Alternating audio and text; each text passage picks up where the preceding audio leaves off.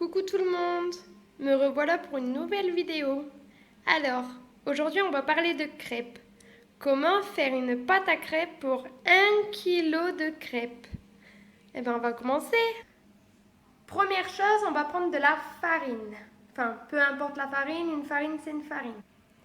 Ensuite, 2 sachets de levure chimique.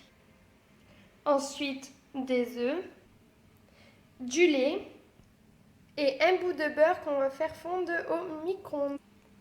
Un plat pour mettre la farine dedans et puis les autres aliments. Ainsi qu'un batteur pour battre la pâte pour éviter les grumeaux.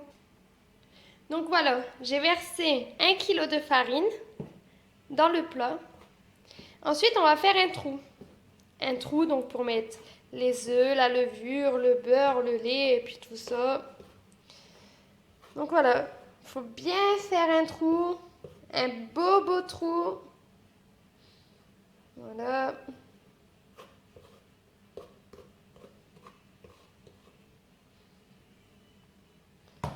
Donc voilà, un trou est là. Ensuite, on va mettre la levure.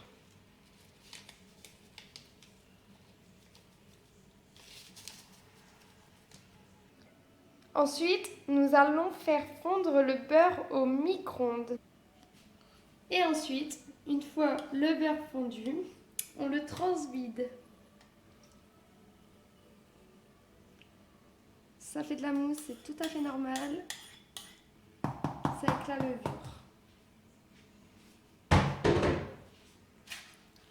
Et ensuite, on va mettre des œufs. Alors, pour 1 kg de farine, je mets 8 œufs. Allez, on y va.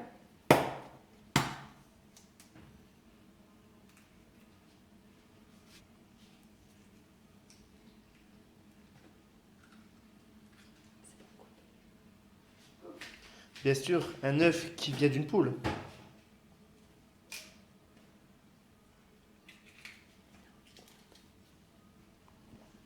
Et ensuite, on va transvider le lait. Tout en mélangeant avec une cuillère d'un fouet, peu importe. Après, on a le batteur. Donc, versez le lait tout doucement.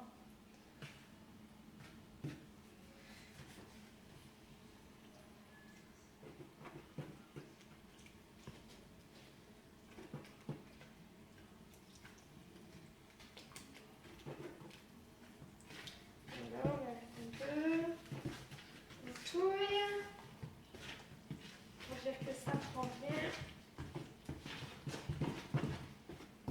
Il y a quand même 1 kg, donc ce qu'on va faire, c'est qu'on va verser 1 litre de lait et pour épaissir la pâte, enfin la d'épaissir, on va verser de l'eau. Sinon, ça va faire une pâte épaisse, ce qui ne marchera pas. Voilà, je finis de verser mon lait.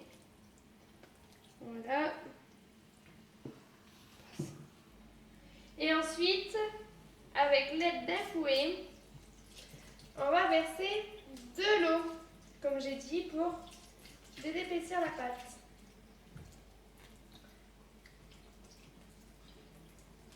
Voilà, on touille bien. Puis au moins, ça va faire plusieurs crêpes qu'on va pouvoir manger pendant 3 jours. Voilà, comme vous pouvez le voir, ça l'épaissit. Faut pas hésiter à en mettre, hein. Surtout pas. C'est pas dégueulasse, je le fais tout le temps et on se régale. Donc je mets une bouteille d'eau, hein. Je vois avec la pâte si elle est épaisse. Je vois.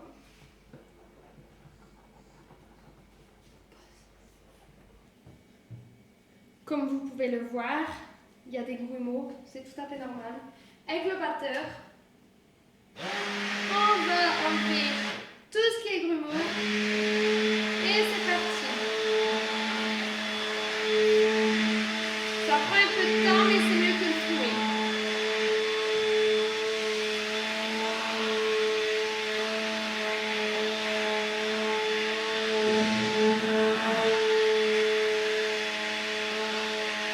Il ne faut surtout pas hésiter à monter un peu au-dessus pour que les grumeaux s'enlèvent.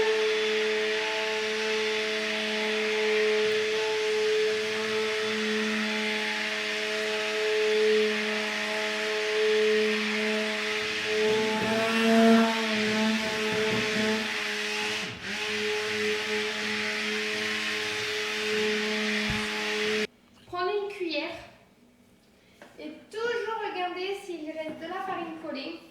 S'il en reste, vous soulevez bien votre pâte, comme ça. On dirait que la farine, elle vient dedans pour qu'on puisse la mixer.